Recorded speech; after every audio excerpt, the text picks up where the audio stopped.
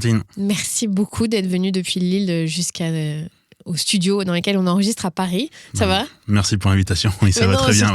Surtout, merci à toi parce que tu nous as répondu du tac au tac. En cette début d'année, on t'a mis une petite pression pour que tu viennes vite. Donc, merci à toi en tout cas. Ma première question, donc, tu es directeur de crèche. Comment est-ce que tu t'es passionné pour la petite enfance ? Alors, je pense que c'est plutôt la petite enfance qui est venue à moi. Parce que moi, j'étais destiné... j'ai fait des études dans le technique, dans l'électrotechnique pour être précis. Et à la fois, je faisais beaucoup d'animation. Et je voulais justement plutôt percer dans l'animation. Et j'ai découvert le métier d'éducateur de jeunes enfants. Et je me suis dit que ça a été... un métier qui me permettait d'avoir plus de billes sur l'enfant en termes de pédagogie, en termes de sociologie, en termes sur comprendre en fait l'enfant. Et du coup, ça m'a bien passionné le fait de comprendre l'enfant. D'essayer en tout cas de le comprendre le mieux possible. Alors c'est un métier, tu le sais mieux que personne, qui est très féminin. C'est hyper rare d'avoir des hommes dans la toute petite enfance encore plus. Qu'est-ce qui fait que t'es resté, que tu t'es pas dit je vais être éducateur, mais d'adolescents ou d'enfants plus âgés, parce que vraiment la spécificité du 0-3 ans, vous êtes combien en pourcentage ? On est 3% dans la profession. 3%, donc effectivement c'est très peu. Pourquoi je suis resté ? Justement parce que c'est spécial. En tant qu'éducateur de jeunes enfants, on est spécialisé dans les 0-6 ans. Et tout public 0-6 ans. C'est-à-dire qu'on peut aussi bien travailler en crèche avec des enfants dits sans problématiques apparentes. Voilà. On peut aussi bien travailler avec des enfants en situation de handicap. On peut aussi travailler avec des enfants placés en foyer, en maison d'enfants à caractère social. Voilà, donc c'est toute cette diversité qui me plaisait pour rester aussi dans la petite enfance. Vas-y, dis-moi. Et aussi parce que je pense que c'est la base. En fait, j'ai très vite compris que c'était pas que s'occuper des enfants, c'était aussi un gros travail avec les parents, avec les professionnels de la petite enfance, tout le monde parle d'éducation. On a tous un avis sur l'éducation et en fait, au fil des discussions, au fil des années, ça m'a encore davantage passionné parce que c'est vraiment, je suis plus spécialisé dans la petite enfance en règle générale. Maintenant, c'est plus d'un point de vue éducatif, même jusqu'à 17 ans, parce qu'en fait, les problématiques qu'on peut rencontrer dans la petite enfance, ça peut être les mêmes à différentes tranches d'âge de l'enfance. T'es directeur de crèche, je disais, depuis plus de 10 ans maintenant. Oui. Est-ce qu'il y a des évolutions dans la prise en charge des enfants que tu as pu noter depuis que toi t'es devenu directeur de crèche ? Des évolutions dans le sens où je pense qu'il y a de plus en plus un clivage en termes de pédagogie. Entre ceux qui vont prôner l'éducation positive et avec les rétracteurs qui vont nous dire oui, c'est l'éducation où il faut pas mettre de limites, pas de règles, où il faut pas frustrer un enfant, voilà. Et puis d'un autre côté, il y en a qui vont nous dire non, mais avant c'était mieux, il faut faire preuve d'autorité, c'est moi l'adulte, c'est moi qui commande.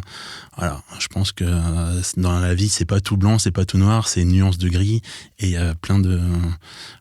et déjà, si on est respectueux des besoins des enfants et à leur écoute, et savoir se mettre réellement à leur hauteur pour les accompagner, je pense que ça peut être une des clés.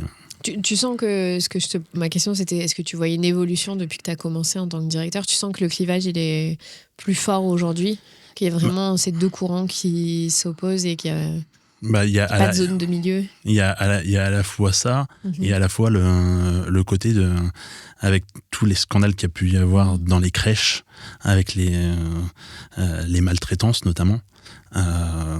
Être parent, c'est de plus en plus compliqué et confier son enfant dans une structure petite enfance, il y a beaucoup plus de méfiance. Et je pense que on doit, en tant que directeur de crèche, je dois davantage nouer un lien de confiance avec les parents et être le plus transparent possible sur l'accompagnement de leur enfant au quotidien et de leur expliquer tout de A à Z, tout ce qu'on va faire avec leur enfant et tout ce qu'on fera pas non plus avec leur enfant.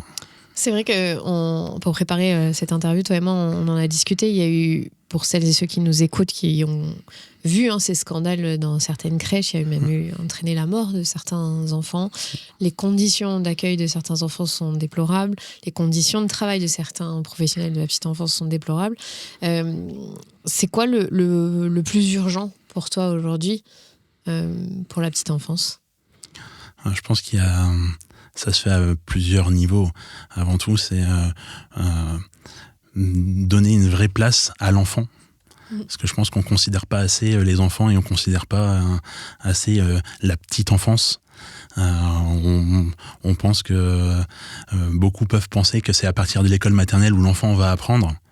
Or, en crèche, ils apprennent une quantité de choses astronomiques, sauf qu'à la fin d'une journée, on ne peut pas dire aux parents, aujourd'hui, là, on a compté jusque 3, on a découvert les animaux, mais on a vécu plein de choses, on a vécu le moment présent et ils apprennent une quantité de choses astronomiques. Donc, à la fois, donner une vraie place dans la société à la petite enfance. Et si on arrive à donner une vraie place à l'enfant dans la société, forcément, les professionnels qui sont en manque de reconnaissance, de valorisation, vont être forcément valorisés et reconnus si on valorise davantage les enfants. C'est un cercle vertueux. C'est ça. Ouais. Ça, ce qu'il faudrait d'abord faire, c'est changer de regard en fait, sur cette période-là de la vie. C'est ça. Toi, tu as écrit un livre qui s'appelle « La pédagogie du bon sens éducatif ». Si vous nous regardez sur YouTube, je vous montre le livre. Alors déjà, il y a deux choses, parce que sur la couverture, il y a une petite poupée. Une petite peluche. Petite peluche, exactement. Donc tu vas nous en parler, mais est-ce que tu peux nous expliquer ce que ça veut dire, la pédagogie du bon sens éducatif ? Alors, la pédagogie du bon sens éducatif, on pourrait dire que c'est un outil de réflexion. Qui remet le quotidien, le contexte et l'humanité au cœur de la prise en charge et au cœur de l'éducation. Dans le sens où c'est pas une énième méthode pédagogique, c'est vraiment considérer l'enfant avec le contexte et au moment T en fonction de la situation réelle. Est-ce que tu peux nous donner un exemple ? Alors, on a tous un bon sens qui nous est propre. Et c'est vrai que le bon sens, c'est souvent... on parle beaucoup de bon sens. Mais je pense que là, comme je l'ai développé, j'ai mis aussi des garde-fous. Parce qu'effectivement, on a tous un bon sens qui nous est propre, mais avec des garde-fous, ça nous permet justement de nous recentrer sur un bon sens commun. Et les garde-fous, il y en a 3 notamment. Le premier, c'est tendre le plus possible vers les besoins des enfants, vers le respect des besoins des enfants. Le deuxième, c'est être le plus cohérent et juste possible. C'est-à-dire que par exemple, on va pas dire à un enfant qui crie d'arrêter de crier si nous-mêmes on crie. Voilà. Et le troisième, c'est ne pas faire à un enfant ce qu'on n'aurait pas aimé qu'on nous fasse à nous en tant qu'enfant, mais aussi en tant qu'adulte. Voilà. C'est ce qui fait que notre bon sens, on peut se connecter à notre bon sens quand on a ces 3 garde-fous-là, parce que du coup, ça met tout de suite un cadre très précis et des limites. C'est ça. Après, on sait aussi que dans l'éducation, il n'y a pas de recette magique, mais il n'y a pas de réponse idéale. Mais je me dis, lors d'une situation, si on interroge les 3 garde-fous et si les 3 garde-fous sont respectés, alors c'est peut-être pas la solution idéale, mais au moins en fonction du contexte et sur le moment T, c'est la meilleure des solutions qu'on pourrait prendre. Pourquoi est-ce que tu as voulu parler de ça, de cette pédagogie du bon sens éducatif ? Ça t'est venu comment ? À mon sens, il y a beaucoup de pédagogie. Il y a beaucoup de pédagogues. Quand on étudie et quand on regarde toutes les pédagogies, en fait, on s'aperçoit que tous les pédagogues sont du siècle dernier. Ils ont tous... alors, le message de tous les pédagogues est beau de base, mais c'était un moment particulier avec un public particulier. Et je pense qu'on ne peut pas le transposer sur toutes les situations et se dire, on va respecter telle méthode. En fait, à part faire culpabiliser des parents qui vont se dire, oui, du coup, ça c'est une super méthode, on va l'apprendre, mais ils vont la tester et en fait, ils vont pas forcément l'adapter en fonction de leur contexte, en fonction de la pression sociale qu'ils peuvent avoir, enfin tout ça. Et au final, ils vont ils peuvent échouer et culpabiliser en se disant je suis pas un bon parent parce que j'avais la méthode miracle et ça marche pas avec moi parce que peut-être que j'arrive pas à la mettre en pratique. Et donc avec le bon sens éducatif de ce que tu décris, ça permet aux parents de recentrer sur ses besoins, les besoins de la famille et les besoins de l'enfant avec ces 3 garde-fous dont tu as parlé. C'est ça, c'est avant tout pour faire de son mieux. Voilà. Il n'y a pas de bonne ou de mauvaise réponse. C'est avant tout, on se questionne et on essaye de faire de son mieux en respectant du coup les 3 garde-fous. Et est-ce que cette pédagogie, elle est applicable en crèche ou c'est seulement pour les parents ? Elle est applicable pour tout le monde.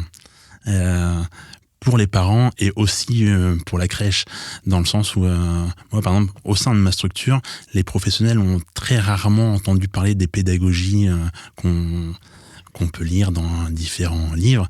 Moi, ce qui m'intéresse, c'est ce qu'ils pensent les professionnels individuellement, qu'est-ce que c'est leur bon sens, leur logique, et on va le mettre en commun. Et après, pour qu'il y ait un bon sens commun, on va justement interroger les garde-fous et il faut tendre vers les 3 garde-fous pour appliquer la situation. Voilà. Si je te prends par exemple peut-être un exemple,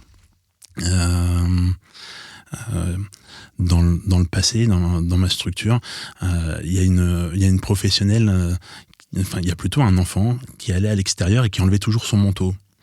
Et du coup, ils ont trouvé la solution, l'équipe de l'époque avait trouvé la solution de mettre le manteau du coup à l'envers. Comme ça, l'enfant pourrait plus enlever son manteau. Voilà. Et quand moi, on m'a raconté ça, on peut mettre sur la table les 3 garde-fous. Est-ce que ça respecte ses besoins ? Est-ce que c'est cohérent et juste avec ce qu'on veut véhiculer d'un point de vue bienveillance, respect de l'enfant ? Et est-ce qu'on aurait aimé qu'on nous le fasse à nous-mêmes ?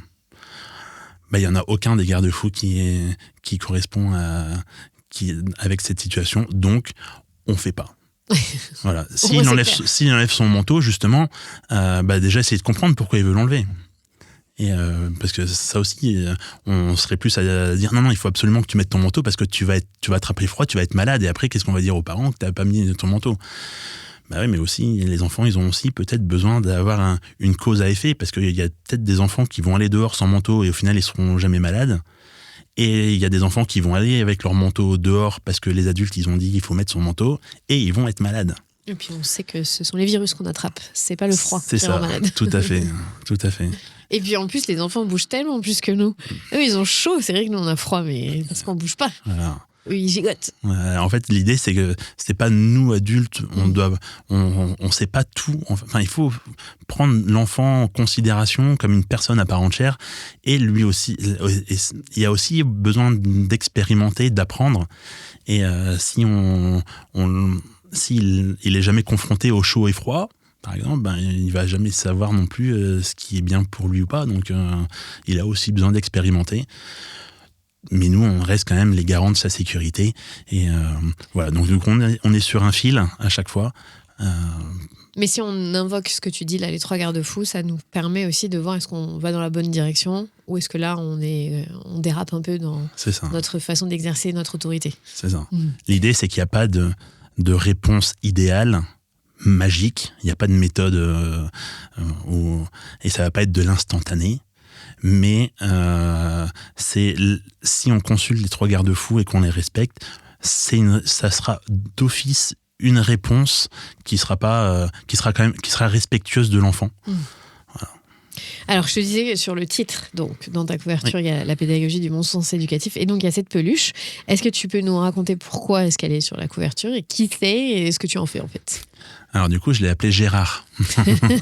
Donc pour celles et ceux qui nous écoutent, c'est une peluche verte avec un t-shirt bleu et des petites étiquettes dessus avec en rouge ou en vert, et tu vas nous expliquer ce qui se passe chez Gérard. C'est ça. Et en fait, Gérard, il a la capacité de me montrer son intérieur.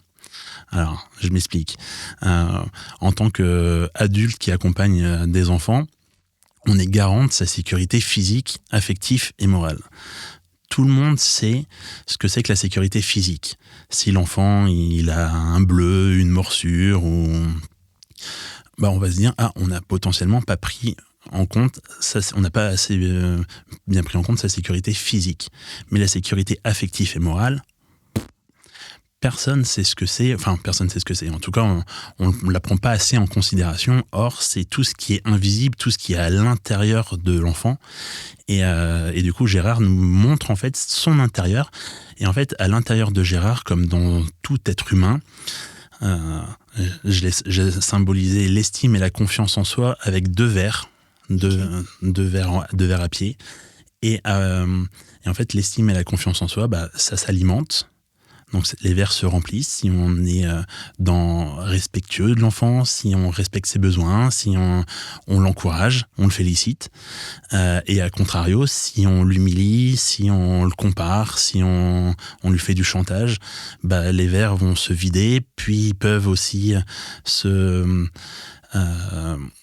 bousculer, et ça peut fêler, ça peut casser en 10, en 20, en 1000 morceaux. Heureusement, la machine, elle est bien faite, tout est réparable. Mais une estime de soi ou une confiance en soi cassée en 1000 morceaux, ça mettra bien plus de temps à se réparer qu'un verre qui est cassé en 2, où si notre but, ça serait qu'il soit même pas fêlé du tout. Parce que même un verre cassé, une estime, une confiance en soi cassée en 1000 morceaux, même si c'est réparable, ça restera toujours fragile. Et ça mettra du temps. Et ça mettra du temps. Se réparer. Voilà.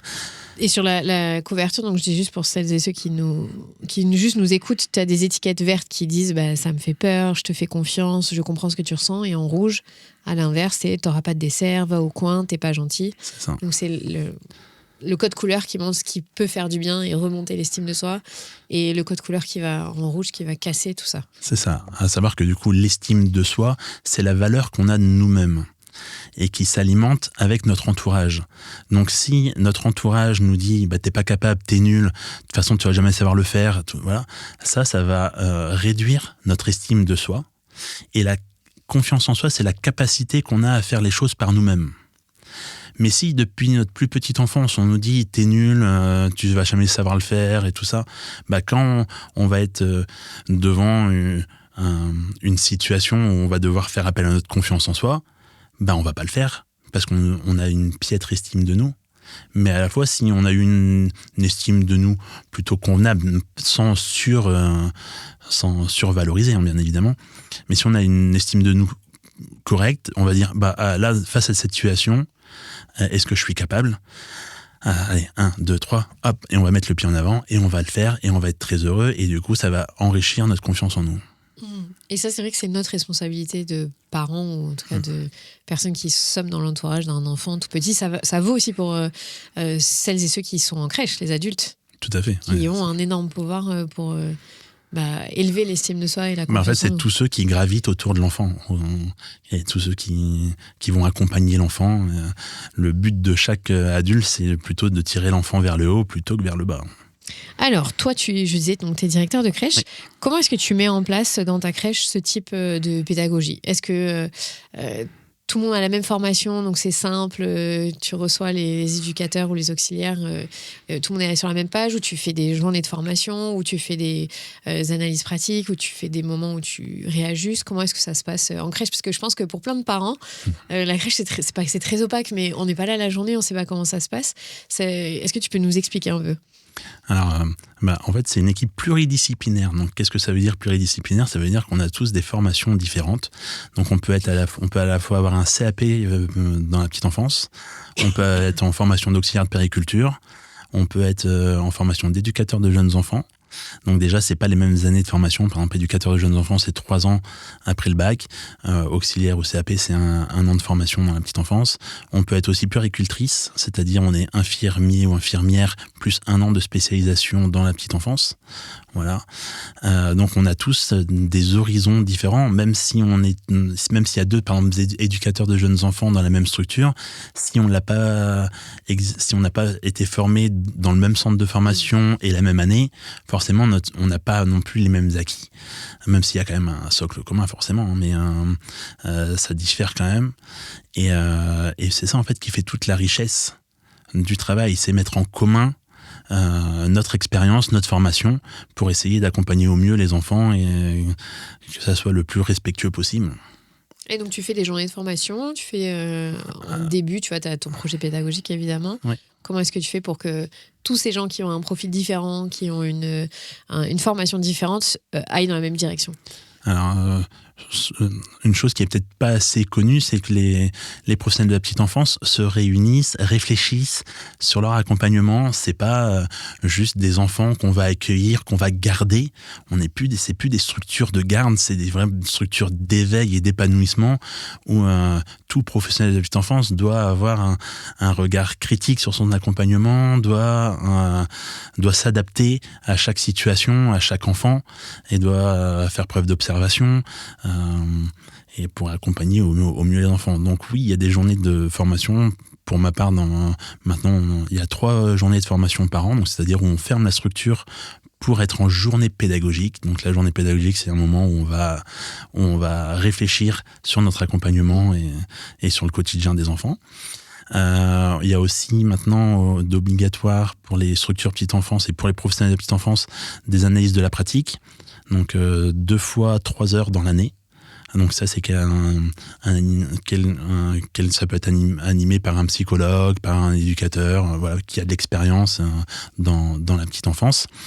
Donc c'est quelqu'un d'extérieur qui vient dans la structure.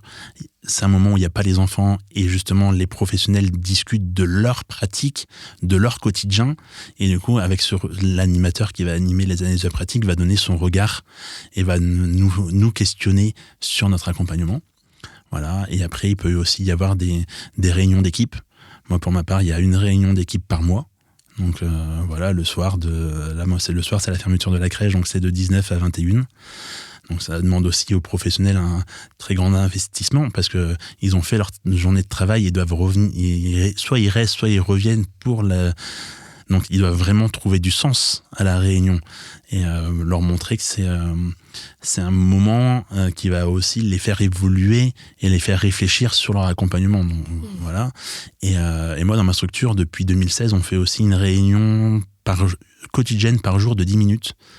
Voilà, nous, c'est de 13h30 à 13h40, justement pour donner des informations, pour essayer s'il y a eu une problématique au matin, on va essayer d'y réfléchir tous ensemble, en équipe.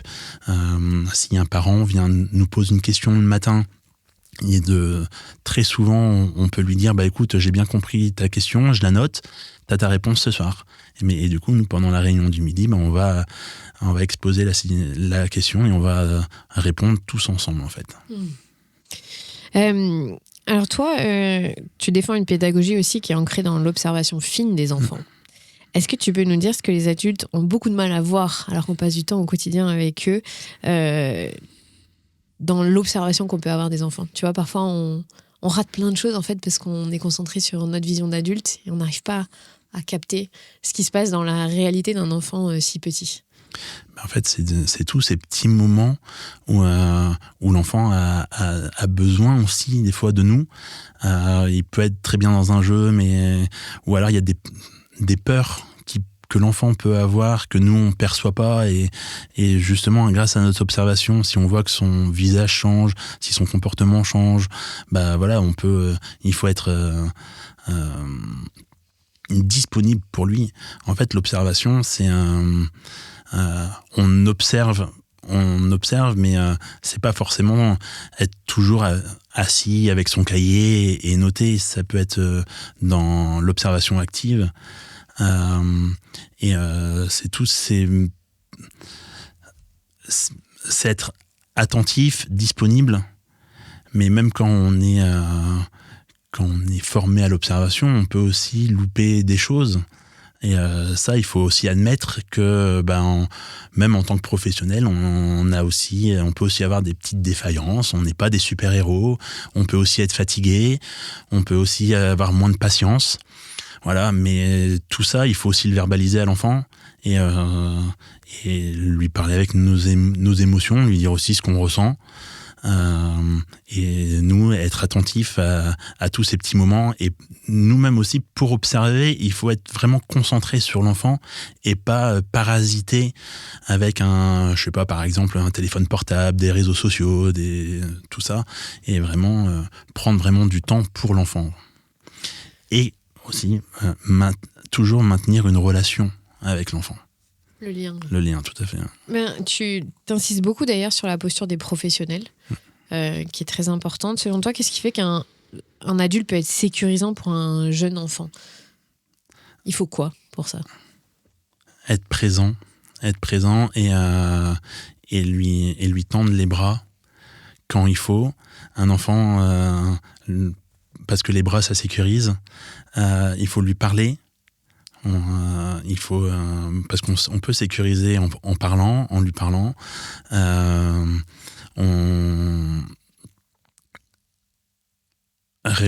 enfant qui pleure, par exemple, parce que dans la petite enfance, bah voilà, un enfant va pleurer, mais un enfant qui pleure, il faut se dire, c'est un enfant qui veut nous dire quelque chose. Et donc, bah, s'il veut nous dire quelque chose, il faut y aller. Et il faut le prendre, on peut le sécuriser en le prenant dans les bras, en mettant une main sur son ventre, en lui parlant. Et après, c'est pas parce qu'on est là pour le sécuriser que forcément il va s'arrêter de pleurer.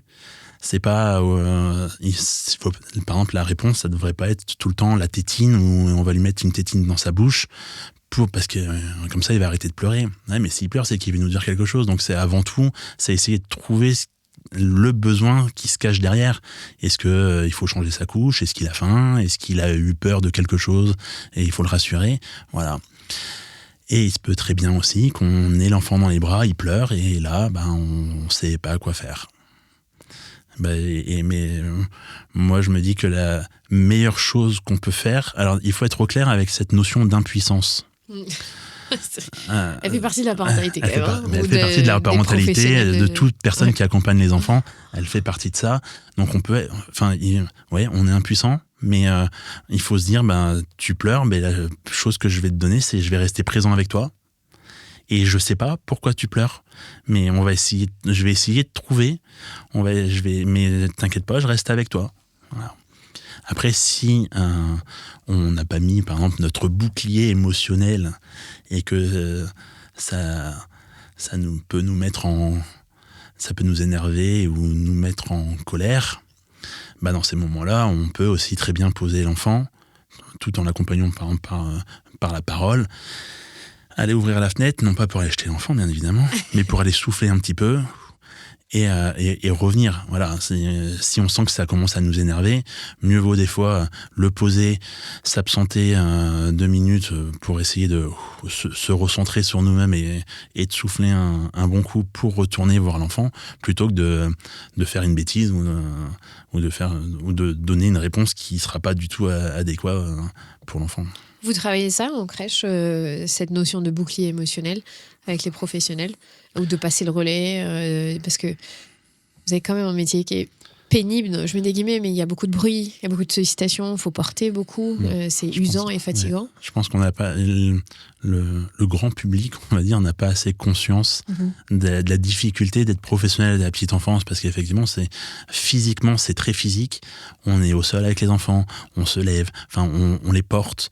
Il y a un moment donné, on avait fait avec les professionnels de ma structure un courrier aux parents pour leur montrer la difficulté aussi de notre métier, et on avait évalué 3 machines à laver qu'on porte par jour, l'équivalent de 3 machines à laver, parce que porter les enfants, c'est alors je dis pas que les enfants c'est machine à laver, c'est pas ça, mais c'est au niveau du poids, les porter à bras, rien que pour les mettre pour changer leur couche, les mettre sur la table de change par exemple, c'est très physique. Après il y a la fatigue aussi au niveau du bruit. Moi j'ai fait un gros travail sur le bruit au sein de ma structure où on a mis un décibelmètre et on avait vu qu'à partir de 80 décibels il fallait avoir des protections. Voilà. Et du coup, moi, j'avais une professionnelle, elle a une montre qui mesure les décibelmètres, et il y avait eu un pic à 110 décibelmètres. Ce qui est énorme. Donc on a mis ce décibelmètre où je l'avais réglé à 90 décibelmètres, et à partir de 90, ça commençait à sonner, et comme ça, tout le monde savait qu'il fallait baisser d'un point de vue sonore. Chose que 90, c'était pas assez, et là, il est réglé sur 98. Parce que sinon, à 90, ça sonnait trop souvent. Voilà.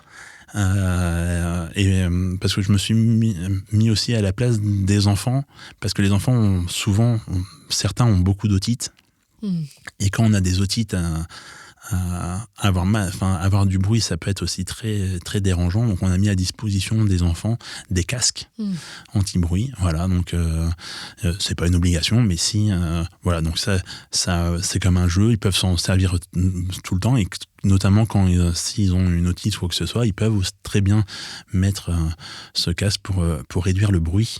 Voilà, et à partir de 98 décibels, ça sonne. Et ce qui est marrant, c'est que maintenant, enfants comme professionnels, ça nous met une alerte. On se dit, ah là, c'est trop. Et on essaye de faire descendre, parce qu'il y a vite tendance à avoir un nuage sonore. Même nous, des fois, en tant que professionnels, on alimente ce nuage sonore, parce que au lieu d'aller voir le professionnel ou la professionnelle pour lui parler, on aurait tendance à parler d'un bout à l'autre de la salle, mais du coup, ça gonfle ce nuage sonore, et ça se répercute sur les enfants par de l'angoisse, des peurs, des pleurs. Donc ça engendre encore plus de nuages sonores. Donc c'est à nous aussi, en tant qu'adultes, de faire attention, et on a un super outil qui s'appelle la voix, et s'en servir, c'est extraordinaire, parce que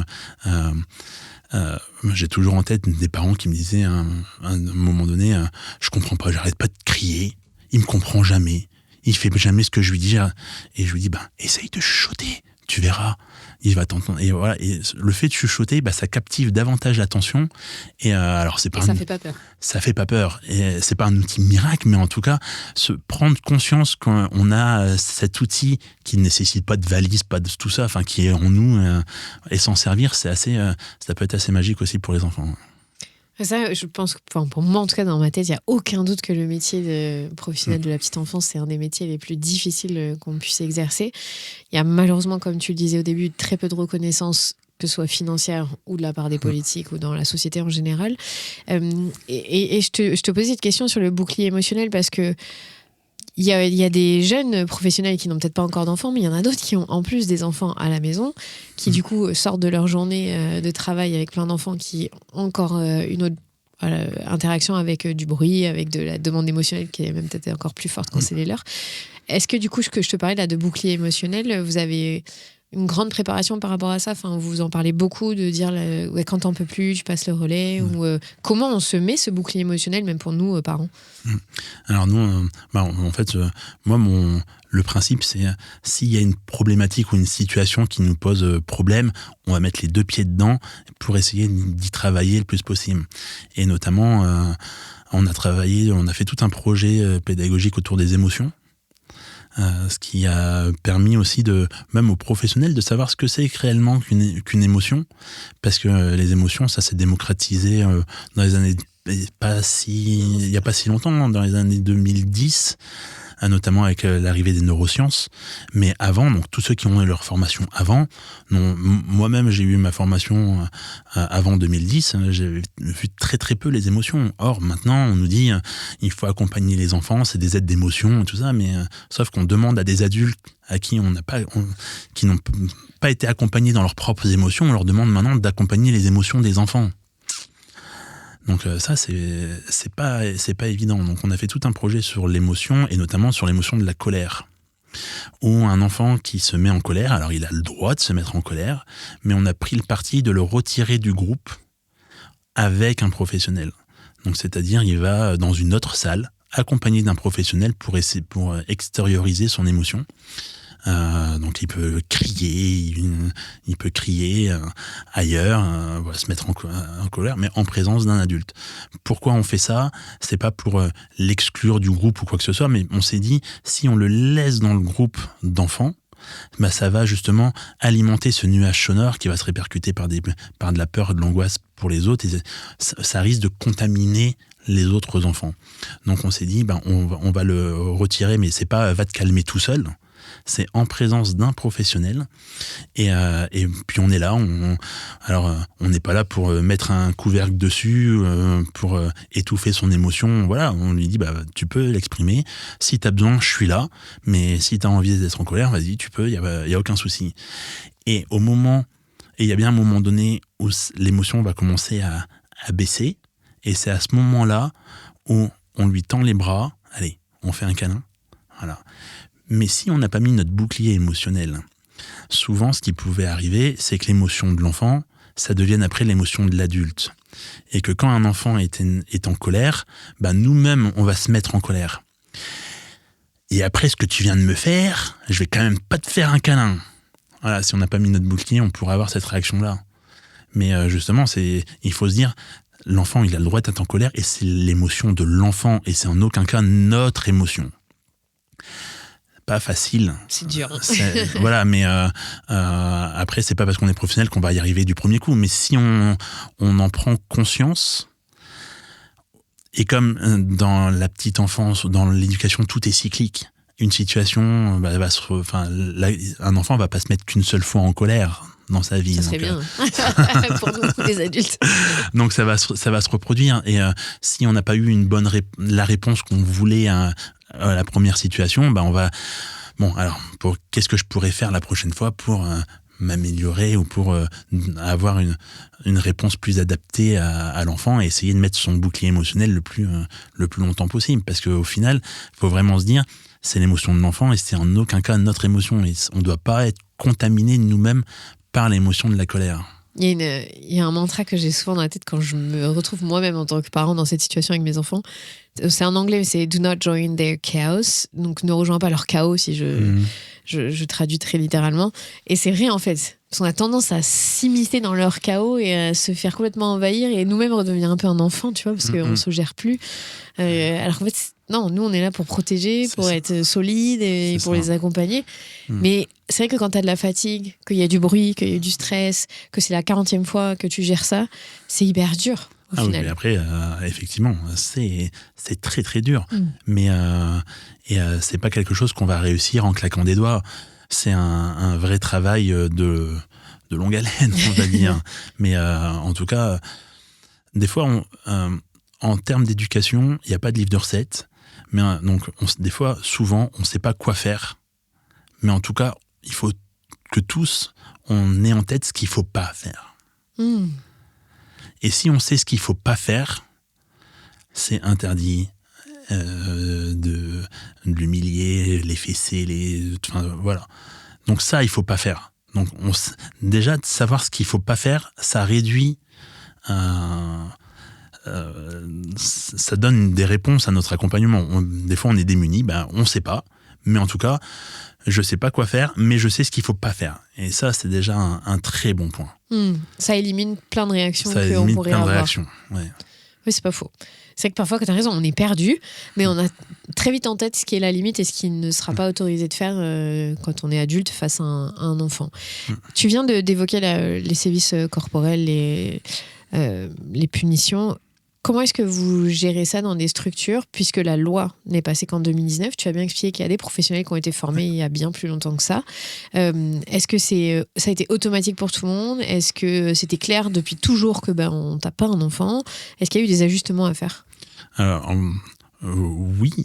D'autant plus dans ma structure, parce que moi j'ai une professionnelle qui a donné une fessée à un enfant dans la structure en janvier 2014, qui a été dans la cuisine, elle a donné une fessée, en plus elle a fait pression sur une collègue pour pas venir me le dire. Voilà, donc ça s'est traduit par un licenciement pour faute grave, et après par 7 années de procédure en judiciaire, parce qu'elle nous a mis au prud'homme, après on a fait appel, voilà. Donc ça demande... une grosse remise en question de tout, mais à la fois, c'était, par exemple, pour mon cas, c'était 7 années de bataille judiciaire, mais on savait pourquoi on le faisait. Parce qu'on est là pour protéger les enfants, on est garant de leur sécurité, et non, on ne frappe pas un enfant. C'est interdit. Et, parce qu'on est les adultes en qui l'enfant a confiance. Et si on se permet de frapper l'enfant, c'est plus cohérent. Parce que quand l'enfant, lui, va frapper un autre enfant, on va lui dire « Ah bah non, t'as pas le droit de frapper ». Ouais, mais si nous-mêmes, en tant qu'adultes en qui il a confiance, nous, on s'autorise à le frapper, il n'y a rien de cohérent là-dedans. Après, comme tu disais, en 2019, le 10 juillet 2019, il y a une loi qui dit que maintenant l'autorité parentale s'exerce sans violence physique ou psychologique. Donc si on a donc tout ce qui est fessé, chantage, humiliation et tout ça, il n'y a même plus de débat parce que la loi elle dit c'est pas possible. Donc elle dit ça non. Donc on sait ce qu'il faut pas faire. Ça veut pas dire qu'on sait ce qu'il faut forcément faire. Mais en tout cas, maintenant, on sait ce qu'il ne faut pas faire. Et la loi le dit, c'est pas possible. Mais alors moi, ma question, c'est est-ce qu'en 2019, il y a eu une formation générale pour les professionnels qui sont en interaction avec des enfants pour dire, maintenant, on a cette loi et on va devoir vous éduquer pour certains ou certaines d'entre vous, parce que c'était pas comme ça que vous fonctionniez et que c'était pas dans la loi, ou on vous a laissé vous débrouiller et chacun son problème. On va dire chacun son problème. Mais tu vois, il y a une loi. C'est très malheureux. En fait, voilà. La loi est passée et en fait, il n'y a rien eu derrière pour justement sensibiliser les professionnels ou la population. Alors, la loi dit que pour les assistantes maternelles, elles doivent être formées sur les violences éducatives ordinaires, mais pas les autres professionnels de la petite enfance, ce qui est assez aberrant. Après, moi, par exemple, personnellement, je fais partie d'une association qui s'appelle Stop VO, Stop aux violences éducatives ordinaires, où on fait formation, conférences auprès de tout public, auprès de toute personne qui accompagne les enfants, pour justement sensibiliser sur toutes ces notions de violences éducatives ordinaires. Après, il faut à tout prix lutter contre les violences. Après, lutter, ça ne veut pas dire accuser. Après, il faut essayer aussi de comprendre pourquoi. Comprendre, ça ne veut pas dire non plus accepter. Mais effectivement, on peut comprendre avec la pression sociale, la fatigue, plus personne n'a du temps, donc on est tous sous pression et stressé. On peut être sous pression, voilà. Mais donc on peut le comprendre. Après, ça excuse pas. Mais je pense que si on sensibilise davantage les personnes pour qu'il y ait des prises de conscience, c'est indispensable. C'est indispensable de se dire que l'éducation d'aujourd'hui, ça peut plus être l'éducation d'hier. Si je te prends par exemple dans les années 1980, et avec dans beaucoup de foyers, il y avait le martinet. Heureusement, maintenant, depuis les années 90, le martinet n'existe plus, il n'est plus fabriqué, et même maintenant, dans le rayon des animaux, il n'existe pas. Voilà, donc il est banni. Et ça ne viendrait plus à l'esprit de faire usage d'un martinet. Or, avant, dans les années 80, c'était sociétalement admis. Voilà. Aujourd'hui, c'est les cordons de chargeur de téléphone, malheureusement. Mais en tout cas, c'est plus l'objet en cuir qu'en une aux parents. C'est ça. Mais voilà, donc ça évolue. On sait que c'est néfaste pour son développement et que, en fait, en tant qu'adulte, on doit protéger les enfants. Parce que les enfants, c'est un peu les adultes de demain, comme on dit, et c'est surtout les enfants d'aujourd'hui, et il faut y prendre soin. Ça, la Suède l'a bien compris. Ils ont voté une loi en 79 contre les violences éducatives ordinaires. Nous, on a mis beaucoup de temps. Nous, c'était 2019. On est le 56e pays à avoir voté une loi pour abolir les violences éducatives. Donc, ça met du temps. Maintenant, la loi existe et il faut essayer de sensibiliser un grand nombre de personnes. Est-ce que toi, en tant que directeur de crèche, tu formes aussi les parents? C'est-à-dire que vous faites de la prévention ou de l'explication? Parce que tu dois être confronté aussi à des violences dans les foyers que tu vois sur les enfants. Ça fait partie de vos missions? Ça fait partie de nos missions. Après, quand on travaille par exemple en crèche, le travail, c'est pas que l'accompagnement des enfants, c'est l'accompagnement des familles, l'accompagnement des parents. Alors, ce qui est compliqué, c'est que on voit les parents on pourrait voir les parents que très peu, parce que ils viennent déposer les enfants le matin. Ça peut durer de quelques secondes à quelques minutes le matin comme le soir. Donc, et souvent, on voit les parents qui avec des attentes, des besoins, des questionnements, des fois on est frustré nous-mêmes parce qu'on est dans des limites de l'accompagnement dans les structures, mais donc après il faut proposer d'autres choses aux parents. Donc moi, par exemple, moi je propose tous les derniers vendredis du mois un apéro de la petite enfance qui invite professionnels et parents dans ma structure. Donc pas forcément que de ma structure, hein. Ça peut être de tous ceux, si tu es professionnel de la petite enfance ou si t'es parent, tu peux venir dans ma structure tous les derniers vendredis du mois pour discuter autour de la petite enfance. Voilà. Et après, c'est à nous aussi, en tant que professionnels, de valoriser aussi nos métiers et de faire rentrer le plus possible les parents dans les structures. Parce que très peu de personnes voient ce qui se passe réellement dans les structures, en fait. Par exemple, j'ai mis en place tous les derniers vendredis du mois aussi, mais là, l'après-midi, la crèche, elle est ouverte aux parents. Donc, c'est fixe, c'est les derniers vendredis du mois. J'ouvre la crèche aux parents. Il n'y a pas de clown, il n'y a pas de magicien. C'est pour venir passer du temps avec nous, le groupe d'enfants et les professionnels. Voilà. Et comme c'est une fois par mois et c'est fixe, c'est le dernier vendredi, même les parents qui travaillent, des fois ils ont des RTT, des heures sup qu'ils peuvent récupérer. Voilà, ils peuvent venir les 4 heures, ils peuvent venir 3 heures, 2 heures, 1 heure. C'est juste histoire pour venir passer du temps avec nous et voir leurs enfants dans le collectif. J'imagine les enfants, ils sont contents. Les enfants sont contents. Alors, je sais que j'ai beaucoup d'auditrices et auditeurs qui viennent de Lille, du Nord, et je dis ça parce que si peut-être ils cherchent ta crèche, tu es dans cette région-là. Je suis dans cette région-là, ouais. Tu es dans le Nord de la France. Donc, si vous nous écoutez, que ça vous intéresse d'aller le vendredi après-midi, il faut habiter...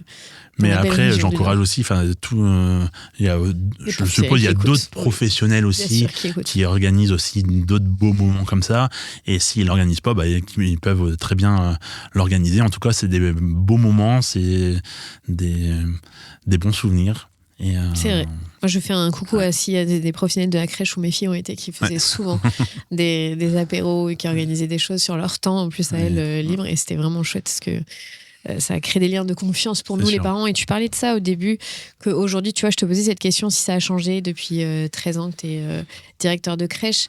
Et tu m'as parlé en gros que maintenant, tu devais créer un lien de confiance parce qu'il y avait une méfiance qui s'était installée. Ou en tout cas, c'est plus tout à fait le même contexte que dans les années du début 2010. Il n'y a que comme ça, en fait, que tu crées ça en passant du temps. Oui, je pense que même dès le début, il faut toujours créer un lien de confiance. Mais là, avec tout ce que les parents ont pu entendre, des bribes d'informations qui n'ont pu que les inquiéter, confier la prunelle de leurs yeux à des personnes qui connaissent pas, dans un lieu qu'ils connaissent pas, avec des enfants qu'ils connaissent pas, c'est jamais évident.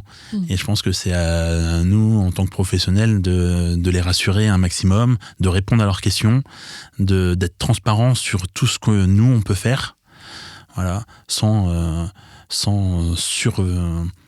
leur vendre des paillettes, ou sans leur dire si vous venez dans ma crèche, il va parler anglais, on fait plein d'activités, vous allez repartir avec plein d'activités à la maison. Voilà, il faut qu'il y ait du sens derrière. On est là pour les accompagner et on est pour qu'ils s'épanouissent un maximum et pas non plus pour donner des choses aux parents, pour leur faire plaisir, pour justifier notre travail. Notre travail n'est pas justifié par la belle empreinte de main dans de la pâte à sel avec du beau vernis, en disant « tiens papa, tiens maman, c'est moi qui l'ai fait ». Parce que dans la petite enfance, quand déjà un enfant qui ouvre bien les mains pour le mettre dans la pâte à sel, déjà on peut se poser des questions comment c'est fait. Et je dis pas qu'il faut forcément le bannir, mais en tout cas c'est pas par ça qu'on crée la confiance et que les professionnels seront valorisés.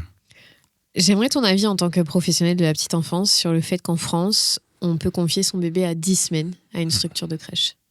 Ouais, c'est très très tôt. On devrait... des fois, il faudra regarder aussi ce qui se passe ailleurs et un peu lever les yeux vers le haut. On peut encore citer tous les pays nordiques où un enfant...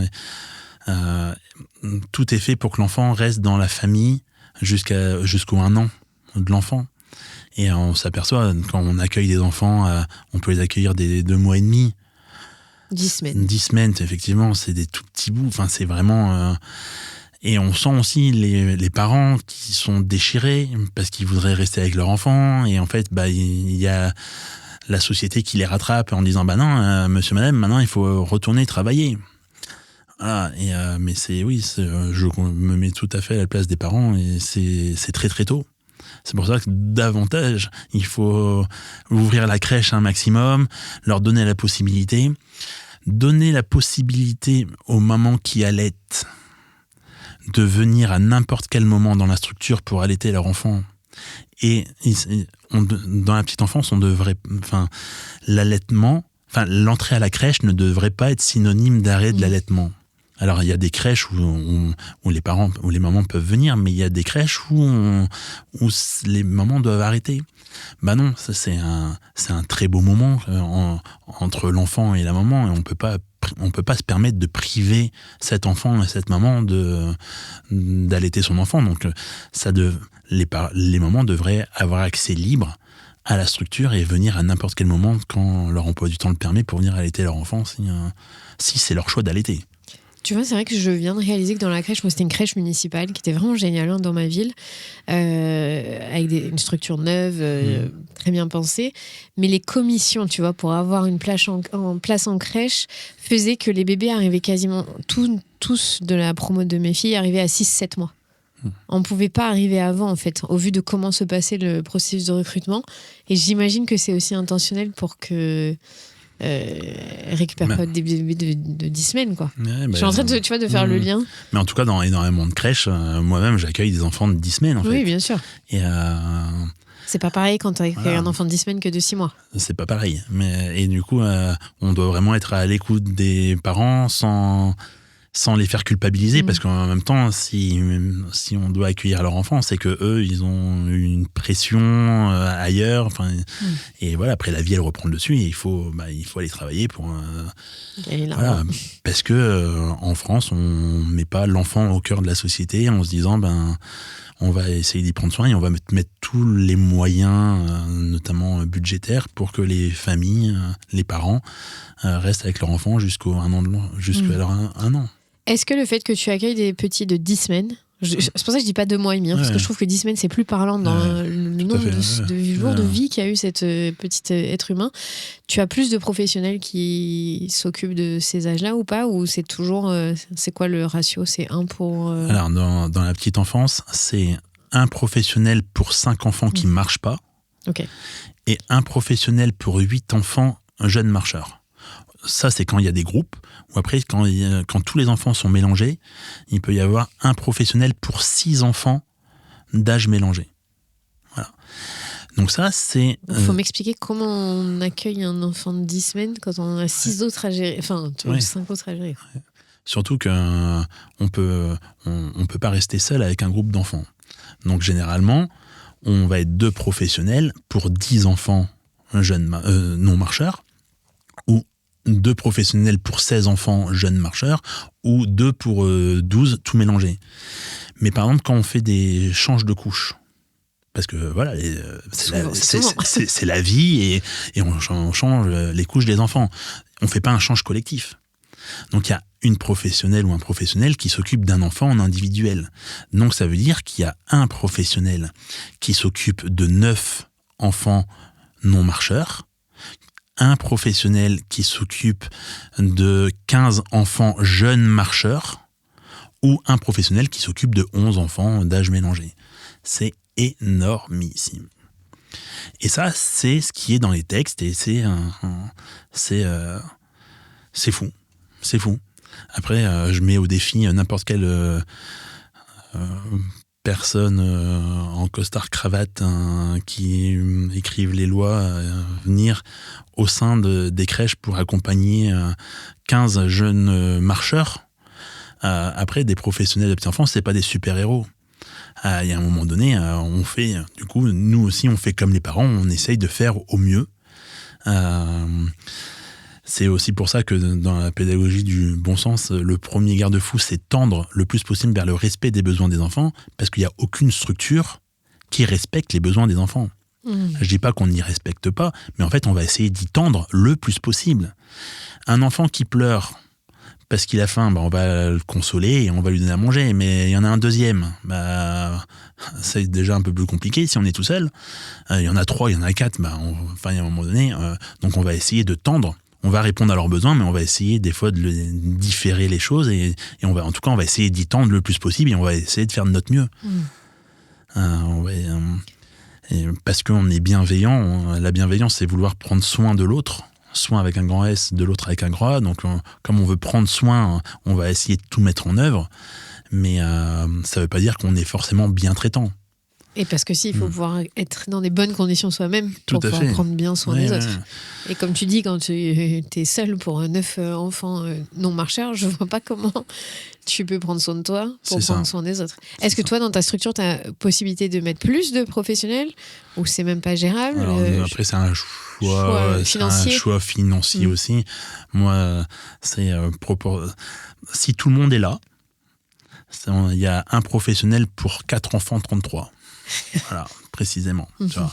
Mais après, il y a toujours, il peut y avoir des congés, des arrêts maladie, des journées enfants malades, parce qu'on est aussi dans comme c'est les professionnels, c'est un public particulièrement féminin. On est encore dans une société où dans un couple, quand on a un enfant qui est malade, qui s'arrête, c'est madame, malheureusement, parce que forcément, souvent c'est c'est monsieur qui gagne plus. C'est monsieur qui gagne plus. Donc on décide que c'est la maman qui s'arrête. Donc ça fait une journée où il y a moins de professionnels aussi sur le terrain. C'est une répercussion directe. C'est une répercussion directe. Notre société patriarcale telle qu'elle est organisée, une répercussion directe dans ta gestion. Toi, en tant que chef d'entreprise, je mets des gros guillemets, mais de gestion de personnel en fait. C'est ça. Donc tout le monde a intérêt à ce que cette façon de gérer la société s'arrête pour que ça soit plus égalitaire pour tout le monde, même dans les structures où il y a des petites les professionnels. Moi, je sais que dans ma structure, souvent il y avait des grèves à l'école primaire publique. Du coup, il y avait grève chez nous, pas forcément parce qu'elle devait aller garder les enfants qui n'allaient pas à l'école en fait. Et c'était le serpent qui se mord la queue en fait. C'est ça. Après, en plus dans les crèches, on est quand même dans il y a beaucoup de microbes quand même, parce que forcément il y a les petits qui font leur défense immunitaire, il y a les maladies et tout ça, donc aussi nous en tant que professionnels on est aussi confrontés à toutes ces maladies, et donc on peut aussi être plus facilement malade aussi. Après on a aussi des très bonnes défenses immunitaires voilà, mais après c'est aussi propre à chacun, mais effectivement on est aussi confronté davantage à tous ces microbes, aux virus, aux maladies. Bon, j'ai une dernière question. Si on appliquait réellement ta pédagogie là, du bon sens éducatif, qu'est-ce qui changerait en priorité, tu crois, dans l'organisation des crèches, mais en tout cas dans la façon dont on s'occupe des petits-enfants? Qu'est-ce qui changerait La première chose qui changerait, tu penses, ce serait quoi? Si tout le monde arrivait à avoir ces garde-fous et cette façon de voir l'éducation. Notre vision sur l'enfant, se dire que c'est vraiment un être à part entière qui a des besoins et qui peut aussi avoir son caractère, qui peut aussi nous dire non, qui peut venir nous titiller. Enfin, c'est vraiment le considérer comme une personne à part entière et avec des besoins, avec des émotions. Et oui, c'est à nous d'essayer. Ça nous permettrait de le considérer davantage, je pense, dans la société. Ce qui serait déjà génial. Ouais. Si ça pouvait, ce genre d'épisode, tomber dans les oreilles des politiques. Je sais que j'ai certaines députées qui écoutent, donc je ne tire pas. Du coup, on leur passe le bonjour. Voilà, alors. je ne critique pas tout, mais c'est lent. C'est lent mais encore. C'est lent. En tout cas, il faut vraiment avoir en tête qu'il n'y a pas de recette miracle. Et avec cette pédagogie du bon sens, on va plus être dans de la réflexion. C'est vraiment un outil pour réfléchir sur notre accompagnement. Et c'est pas, il y a quand même dans le livre, il y a quand même des outils. Je reprends tous les sujets de la petite enfance, de l'enfance d'un point de vue général. Je parle aussi bien des devoirs, que de la mort, de la maladie, du danger. Enfin voilà, donc ça regroupe quand même tout. Mais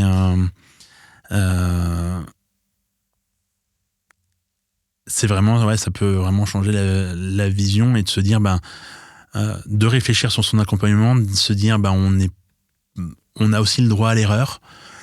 On n'est pas là. Il n'y a pas de parents parfaits. On est tous là pour faire de notre mieux. Et c'est pas parce que y a une fois ou deux où on va pas être content de ce qu'on a apporté à l'enfant que forcément il faut culpabiliser, de se dire ça y est, je suis un mauvais parent, je suis pas bon. Voilà, c'est le passé, on peut pas le rattraper. Donc c'est passé, mais justement, si ça se reproduit, qu'est-ce qu'on peut faire, qu'est-ce qu'on peut changer pour justement donner une réponse la plus adaptée possible. Et il n'y a pas de réponse parfaite. Il y aura une réponse la mieux adaptée en fonction des circonstances, en fonction de la situation, et pas de formule magique. Pas de formule magique. Je termine cette interview par ça. T'as raison. Et ça prend du temps. Encore une fois, tout à fait. Cette notion du temps, elle est centrale dans la parentalité. Merci beaucoup, Jérôme. Merci, Clémentine.